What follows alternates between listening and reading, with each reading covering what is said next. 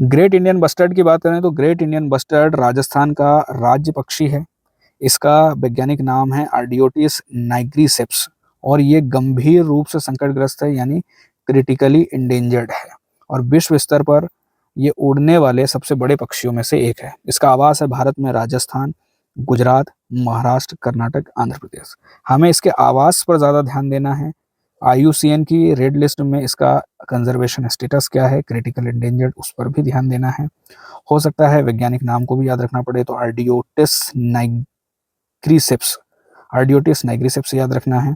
इसके अलावा भारत में 4 प्रजातियां पाई जाती है, ये बात भी ज़रूरी है। और ये 4 प्रजातियां हैं लेसर फ्लोरिकन, बंगाल फ्लोरिकन और मैक्वीन बस्टर्ड और ग्रेट इंडियन बस्टर्ड। ये 4 प्रजातियां हैं भारत में।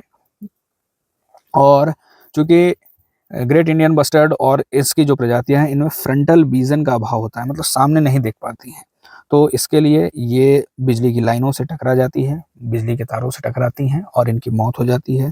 चूंकि ये एक संकेतक पक्षी है, बहुत कम संख्या में अब ग्रेट इंडियन बस्टर्ड बचे हैं, तो इनके स्वास्थ्य के लिए हमें संरक्षण करना होगा। और ये संकेतक प्रजाति होने के नाते हमारे पारिस्थितिकी तंत्र का स्वास्थ्य हमें बताती रहती है, हमारी ग्रासलैंड का स्वास्थ्य बताती रहती है।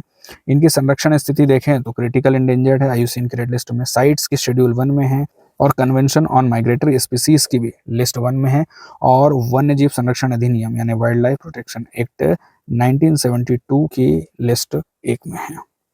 क्या क्या खतरे हैं इनके ऊपर? खतरे हैं कृषि से जुड़ी हुई गतिविधियां, खनन, बुनियादी ढांचे का निर्माण, बिजली के तार, इनसे टकरा कर मौत हो जाती है। ऊपर से इंफ्रास्ट्रक्चर में इनके आवासों को खत्म कर दिया जाता है, ग्रासलैंड्स को खत्म कर दिया जाता है।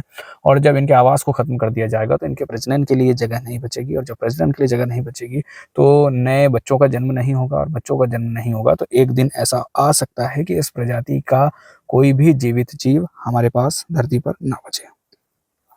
संरक्षण के प्रयास किए जा रहे हैं, पर्यावरण मंत्रालय की तरफ से किए जा रहे हैं, वन्य जीव संस्थान की तरफ से किए जा रहे हैं, राजस्थान के वन विभाग की तरफ से भी ग्रेट इंडियन बस्टर्ड को बचाने के लिए प्रयास किए जा रहे हैं। यहाँ पर ये जो कैप्टिव ब्रीडिंग सेंटर है जैसलमेर में, उसे याद रखना जरूरी है। AI के माध्यम से निगरानी होना और इंक्यूबेटर और सेंसर आधारित प्रणालियों का उपयोग किया जा रहा है।